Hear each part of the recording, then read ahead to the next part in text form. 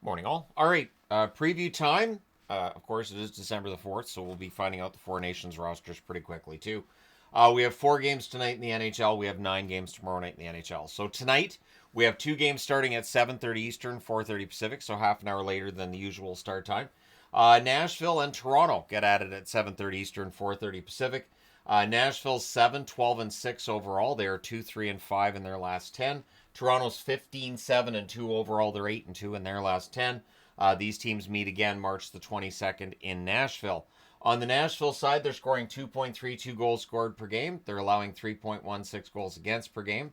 Toronto scoring 3.08 goals per game, allowing 2.52 goals against per game.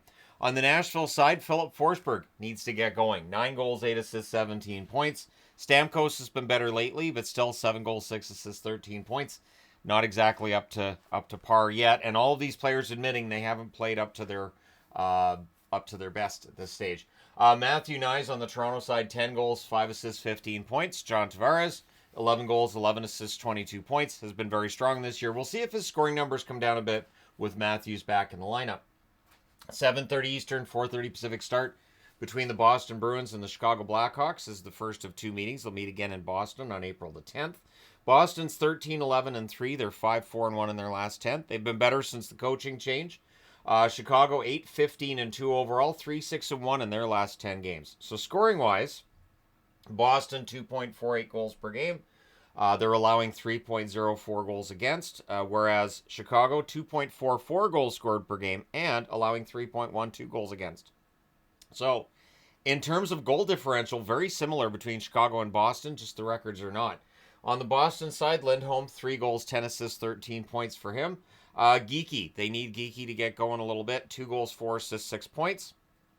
He had a career year last year. I don't think we expected him to keep that up necessarily this year, but he can score more than 2 goals over that time period.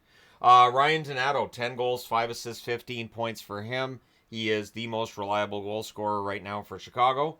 Taylor Hall had a hat trick recently, but he just has the 5 goals, 5 assists, 10 points so far this season. 10 Eastern, 7 Pacific start between Vegas and the Anaheim Ducks. This is their 3rd meeting already on October 13th. Vegas won 3-1. November 13th, Vegas won 3-2. These teams meet again on December the 23rd. Vegas 16, 7, and 3 overall. They're 6, 3, and 1 in their last 10. They're scoring 3.5 goals per game and allowing 3 goals against per game. Anaheim 10, 10, and 3.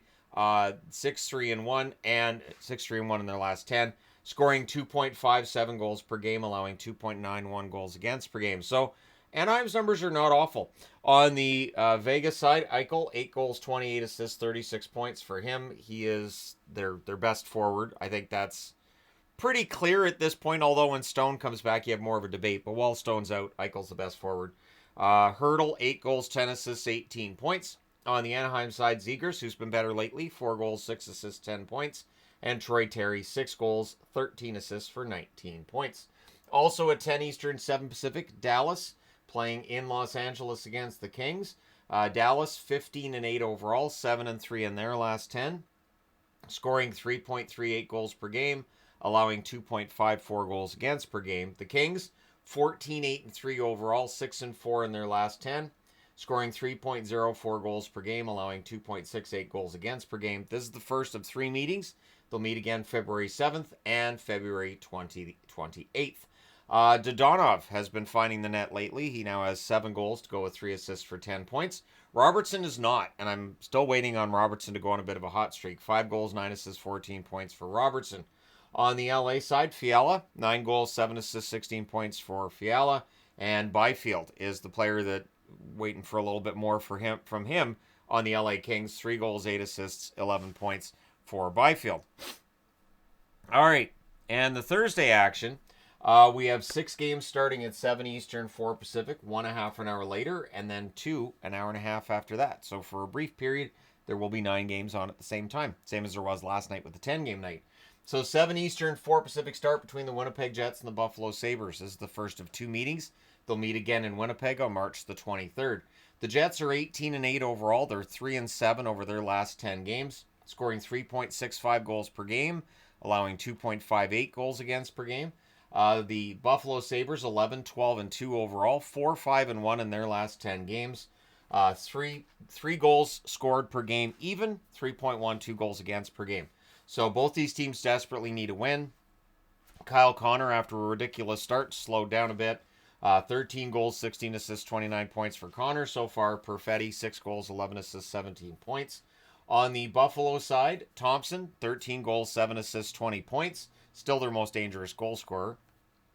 Peterka, 8 goals, 9 assists, 17 points. Feels like Peterka's been quieter lately. 7 Eastern, 4 Pacific start between Nashville and Montreal. So the Preds go from Toronto to Montreal. This is the first of 2 meetings as well. They'll meet again in Nashville on April the 6th. Nashville again, 7-12-6 record, 2-3-5 record over their last 10, 2.32 goals scored per game, 3.16 goals against per game. Montreal 9-13-3 overall, but 5-4-1 in their last 10, 2.8 goals scored per game, 3.72 goals against per game. On the Nashville side, Nyquist, 6 goals, 4 assists, 10 points for Gustav. O'Reilly, 5 goals, 9 assists, 14 points. On the Montreal side, Suzuki, 10 goals, 16 assists, 26 points. I think he's about to have the best season of his career scoring-wise. And Heineman, good rookie numbers, 6 goals, 2 assists, 8 points. I think he's had 3 goals in his last 6 games, something along those lines. So, yeah, Heineman, not bad. 7 Eastern, 4 Pacific start between Detroit and Ottawa. This is the first of 4 meetings. They meet again January 7th, March 10th, and March 27th. Both these teams are in a similar position. Both were expected to be more than what they've been so far. Detroit 10-11-4 overall, 3-4-3 in their last 10. Ottawa 10-12-2, 3-5-2 in their last 10. The interesting thing is their scoring numbers are completely different. Detroit 2.6 goals scored per game, allowing 3.16 goals against per game, whereas Ottawa scoring 3.13 goals per game and allowing 3.29 goals against per game. So goal differential is a little closer for Ottawa than Detroit, which doesn't make a difference at this stage of the game. Raymond, 9 goals, 18 assists, 27 points for Detroit. He's had a very strong run recently. Larkin, 12 goals, 8 assists, 20 points. On the Ottawa side, Batherson, 9 goals, 16 assists, 25 points. Adam Gaudette, 12 goals with an assist for 13 points. 7 Eastern, 4 Pacific start as well between San Jose and Tampa. The first of 2 meetings, they'll meet again on January 2nd in San Jose. The Sharks are 10-13-5 overall. They're 5-3-2 in their last 10 games. 2.86 goals scored per game, 3.32 goals against per game. On the Tampa Bay side, they're 12-9-2 overall, 5-3-2 in their last 10 games. 3.74 goals scored per game, 3.13 goals against per game. Tyler Toffoli on the San Jose side, 10 goals, 8 assists, 18 points. He's been very good recently. And Will Smith's picked it up to 5 goals, 6 assists, 11 points overall for the rookie. On the Tampa side, Braden Point, when he's in the lineup, very dangerous goal scorer. 16 goals, 5 assists, 21 points. Nikita Kucherov, 12 goals, 22 assists for 34 points. 7 Eastern, 4 Pacific start between the Florida Panthers and the Philadelphia Flyers. This is the second of 3 meetings on November 9th. It was a shootout victory for Florida, 4-3. These teams meet again on January 13th. Florida's 15-9-2 overall. They're 4-5-1 in their last 10. Philadelphia 12-10-3 overall. They're 7-2-1 in their last 10. On the Florida side, they're scoring 3.65 goals per game. They're allowing a high 3.27 goals against per game. The Philadelphia Flyers, 2.8 goals scored per game, allowing 3.24 goals against per game. On the Florida side, Sam Reinhart is everything you'd want in a forward right now. 18 goals, 16 assists, 34 points. Barkov's played 18 games. He has 6 goals, 19 assists, 25 points in those 18 games. On the Philadelphia side, Konechny, 13 goals, 17 assists, 30 points. 37, not 37 points, 30 points. He'll get to 37, though. And Tippett, 5 goals, 7 assists, 12 points. You're always surprised by how few points Tippett has, comparatively speaking, with how prominent he is in Flyers games. 7 Eastern, 4 Pacific start between the Colorado Avalanche and the Carolina Hurricanes. So I'm taking the Canes because they've got to get some wins soon, right? But this is going to be interesting. November 9th, Colorado won this matchup 6-4 at home. So Denver 14-12 overall. They're 6-4 in their last 10. Scoring 3.27 goals per game, but allowing 3.73 goals against per game. Carolina 16-8-1. The record's good, but they're 5-4-1 in their last 10. 3.72 goals scored per game, 2.92 goals against per game. On the Colorado side, McKinnon continues his great start to the season. 9 goals, 30 assists, 39 points. Rantanen's been really strong as well. 15 goals, 20 assists, 35 points. On the Carolina side, Aho, 7 goals, 9 assists, 26 points. And Roslovic, 12 goals, 3 assists for 15 points. So Roslovic, I think, is due for another goal. 7:30 Eastern, 4:30 Pacific start between Seattle and the Islanders. First of 2 meetings. They'll meet again in Seattle on November the 16th. That can't be right. Let me go ahead and double check the date, because November 16th is in the past, which indeed it was, and Seattle won that game 3-2, so it's a good thing I caught that. Seattle won the first matchup at home. We'll see how the Islanders do now that they're at home. Seattle 12-13-1, coming off of a big win against Carolina. 5-5 in their last 10. 2.85 goals scored per game, and an even 3 goals against per game. On the Islanders side, they're 9-10-7, 3-4-3 over their last 10 games, scoring 2.5 goals per game and allowing 2.92 goals against per game. There's a very good chance this game goes to overtime because the Islanders are playing in it. McCann, 10 goals, 13 assists for Seattle, 23 points for him. Yanni Gourde had a goal and an assist last night. 4 goals, 8 assists, 12 points for him overall this season. On the Islanders side, Horvat, 5 goals, 12 assists for 17 points. And Anders Lee, 11 goals, 9 assists, 20 points for him. 9 Eastern, 6 Pacific start between St. Louis and Calgary. St. Louis doing quite well right now, but Calgary's back home after a rough road trip and did get the win last night over Columbus, so straightening things out. But this is the first of 3 meetings. They meet again January 14th and January 16th. St. Louis is 12-12-2 overall. They're 5-3-2 in their last 10 games, scoring 2.54 goals per game, allowing 3.08 goals against per game. They're definitely doing better under Jim Montgomery. Calgary 13-9-4 overall, 5-4-1 in their last 10, scoring 2.54 goals per game, allowing 2.81 goals against per game. On the St. Louis front, Kyrou, 9 goals, 13 assists, 22 points, had a really strong game last night against the Jets.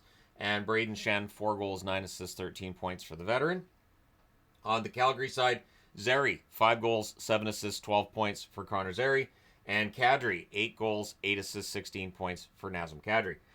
9 Eastern, 6 Pacific start between the Columbus Blue Jackets and the Edmonton Oilers. This is the second of 2 meetings on October 28th. Columbus won that one 6-1, so that was a no-mercy game. We'll see if Edmonton gets their revenge here. As I mentioned in the Columbus video, their road record is an issue, and we saw that last night in Calgary. They just don't score very well on the road. It's bizarre. Columbus, 11-10-3 overall. They're 6-3-1 in their last 10. Again, if they can have a good road trip here, could be looking at a playoff spot, at least, around Christmas time. But in this case, they're meeting an Oilers team that's playing pretty well. 13-10-2 overall, 6-3-1 in their last 10. They did lose last night in Vegas, but they outplayed Vegas a lot. 2.88 goals scored per game for the Oilers, 2.96 goals against per game, whereas Columbus, 3.46 goals scored per game, and then an even 3.5 goals against per game. On the Columbus side, Sillinger, 3 goals, 12 assists, 15 points, one of the players who scores better at home than on the road. And Marchenko, 10 goals, 14 assists, 24 points. Marchenko's had quite the season thus far. On the Oilers side, Draisaitl, 17 goals, 15 assists, 32 points. Really strong numbers there. And McDavid as well. 12 goals, 19 assists, 31 points. He had a lot of moments last night against Vegas, just couldn't quite get that puck in the net. We'll see if they take out their frustrations on Columbus Thursday night. Let me know your picks in the comment section below. As always, don't forget to hit like and subscribe in the event you may not have done so already. Thank you guys so much for all your support as always. I will talk to you again soon.